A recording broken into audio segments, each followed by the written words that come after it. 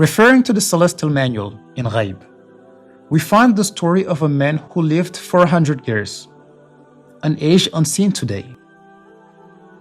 Upon reaching accountability, he resolved to seclude himself in a forest, devoting himself entirely to worship. He took only a prayer mat and settled there with no provisions. In His infinite grace and manifest miracles, Allah caused an apple tree to grow nearby and a freshwater spring to flow for him. Although he had no stored food or drink, Allah provided.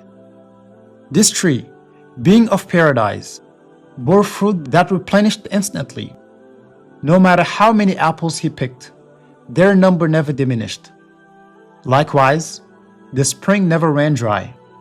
Thus sustained, he worshipped Allah flawlessly for 400 years, sinless and free from worldly temptations.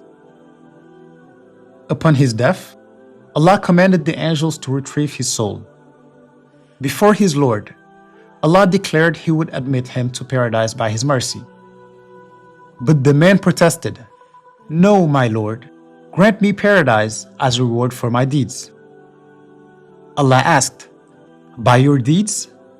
He replied, "Yes, for you said whoever worships you a single day without sin is worthy of paradise. I worshipped you for 100 years, flawlessly in seclusion." Allah then reminded him, "Have you forgotten my favors? Since you wish to compare your worship to my blessings, let us calculate, for I am the most just judge." Allah summoned the angels to weigh His favors against the man's worship. They began with the feet Allah had granted him for 400 years, a privilege denied to those born legless or disabled. Then his hand, used for prostration, unlike those born without or who lost theirs. Then his sight, allowing him to behold creation and navigate the forest, unlike the blind. Then his hearing, unlike the deaf who communicate by gestures. Finally, his sound mind, enabling his decision to seclude himself, unlike the mentally deficient who wander aimlessly. Even before considering the miraculous tree and spring, Allah showed him favors far surpassing his worship. The calculation complete, Allah declared, "Since you wish to compare what you gave me to what I gave you, know I far outweigh you.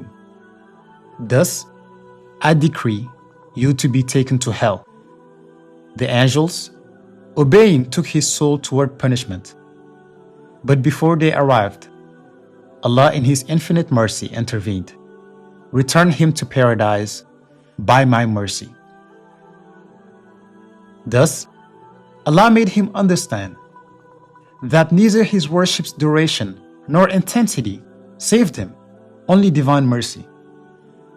This celestial story is a profound lesson for all who in their spiritual journey might pride themselves on worship.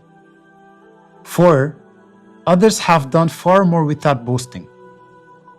Thus, the believer must always seek Allah's mercy, for none are saved by their deeds alone, no matter how virtuous. Only Allah's grace determines salvation. Prophecy, prophecy, His time has come, His time has arrived. The one Rasulullah has told us about His mission at the end of time.